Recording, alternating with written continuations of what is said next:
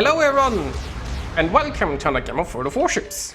Today it's one of my replays, and I'm in the Kurfürst, a Tier 10 German battleship. I'm on the map Greece, 4-point domination game, pure Tier 10 battle with a carrier unfortunately.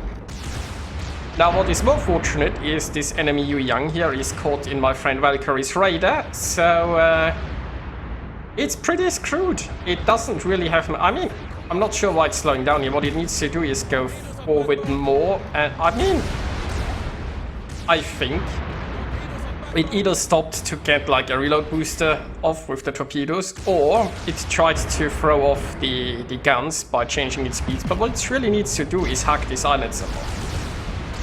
This is not a very high island, but it still provides some cover, and if it were close enough it might even survive the raid. But, well, it didn't hack the island, so it was farmed. There was a close one though, we already lost vision when it went down.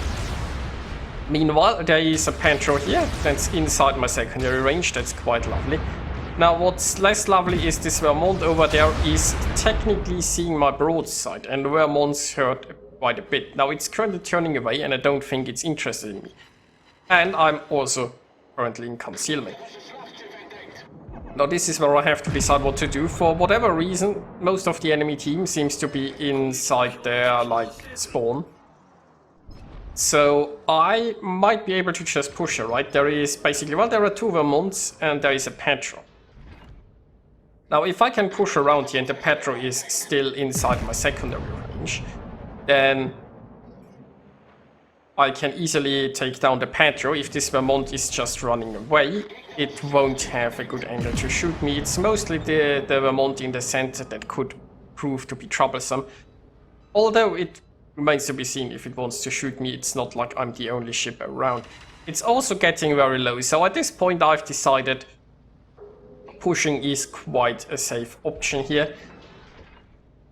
Well, I mean, safe is relative, but this Vermont is getting very low, so we'll deal with it soon. That will prevent the crossfire, and then I can just go after the Petro and the other Vermont. Now, the Petro is still close enough for my secondaries to have some fun, and even better, the second Vermont is not very far either. Now, of course, this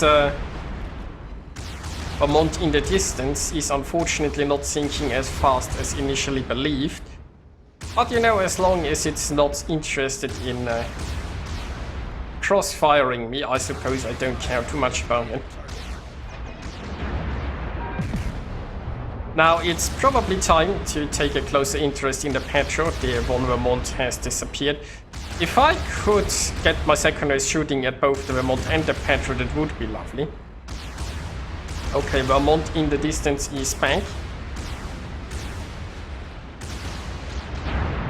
And it is sort of looking, is it looking at me or is it looking at a ship behind me? Because there is a Puerto Rico just behind me. Okay, it was looking at me, but now it's dead. And it missed. Okay, we can deal with that. Now the secondaries are finally going on both sides. That one Vermont is trying to run. It's a will. It's not gonna get away. It has been caught inside my secondaries and it's gonna stay there. Now I'm contemplating shooting the Petro, but honestly I don't think my secondaries need the help. So yeah, now we can change to that Vermont. And oh, look at that. I spy carrier. Wait, the carrier isn't even moving. You see there is no smoke coming from like the smokestack in the center. Which means the engine is not currently running on this Vermont. On this Roosevelt. Now the Roosevelt is trying to tank me. Oh, there is a citadel here. Now this carrier seems to be under the impression that it's an airfield. Because it still isn't moving. I mean, I get that it's not going so well for the enemy team, but like, you know. You'd expect that once the shells come flying in, you'd at least set some waypoint on your minimap, but no. I'll take it. If only all carriers were this incompetent. And if RNG was always this kind. Well, the Roosevelt, it didn't even launch a new set of planes when it knew it was going down. It just stayed with that one squadron up in the air, and now the planes are gone. Which means we can focus on the Vermont again. Now, while I was busy with the carrier, my secondaries were busy with that Vermont. And you know what? That Vermont looks an awfully lot like a Kraken, doesn't it? So I'm turning the other way here now, because, well, I wanna keep following the Vermont. So we're gonna get the secondaries from the other side involved in this, so I'm waiting for it to turn. Waited too long. So it was turning nicely, right? I was waiting for it to turn more broadside in order to get that nice juicy hit. Probably finishes it. But I waited too long. Well, now I need a new victim. Enemy is down to 23 points, so once they lose another ship, it's going to be over. Puerto Rico is, well, maybe. I mean, it's trying to turn away, but it's not that well angled, and it's not very healthy. And ooh, look at that tight dispersion. Oh, that's a nice dispersion. And it does nothing.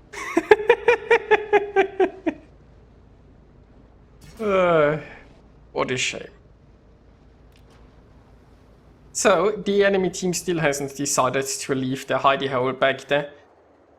But it looks like I'm gonna get another chance to sink the Puerto Rico. The troops have run out. Obviously, the Puerto Rico is getting lower and lower, so maybe an overpay will do the trick. Can we get it? Yes. Well, this was a quick one, and also a pretty one-sided one. We didn't even lose a single ship. But, you know, I thought it was fun because I just moved forward and I had a lovely brawl and I sank a carrier. What more can you ask in life? Anyway, hope you guys enjoyed it and I'll see you next time.